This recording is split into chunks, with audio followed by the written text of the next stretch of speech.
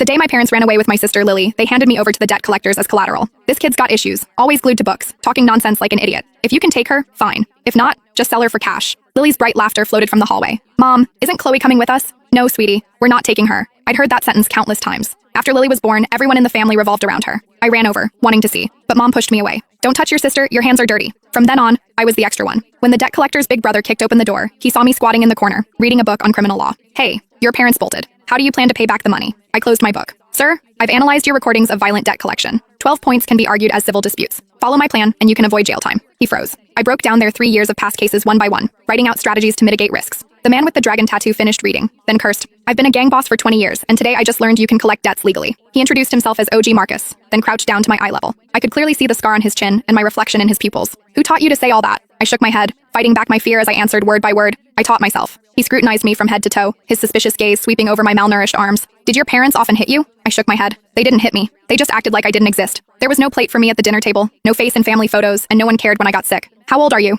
12. Marcus looked at me, his eyes full of suspicion. The hallway light flickered. He stood up and waved his hand. Frank, bring all our IO us. Let our big shot lawyer take a look. I don't know how long passed. My legs were numb from squatting. Frank finally carried over a cardboard box. It was heavy, landing on the floor with a thud. Inside were IO us, contracts, and transfer records, all haphazardly crammed together. Marcus patted the box, nodding at me. Big shot, show us what you've got. Marcus and his crew were playing cards in the living room. 3 men, hunched around a folding table, smoking cigarette after cigarette, the whole room thick with smoke. I sat in the corner, poring over the contents of the box under the dim light. Mid-game, the youngest man, Leo, glanced at me. Marcus, come on, what could a 12-year-old kid possibly figure out? Frank also looked over. She's been sitting there for 2 hours, hasn't moved a muscle. I didn't dare move. I'd seen abandoned kids before. There was a boy, 2 years older than me, who slept beside a trash can after his parents ran off. His eyes were empty, like 2 dark holes. Marcus didn't speak, playing a card. As soon as he spoke, I put down the last file. I'm done. Everyone looked over. I walked to the folding table, and they automatically made space. The table was covered in ash and beer cans. I swept them aside, clearing a spot. I pointed to the first case. The year before last, in March, you said, if you don't pay up, we'll make sure you regret it. That was deemed a threat. But if you'd said,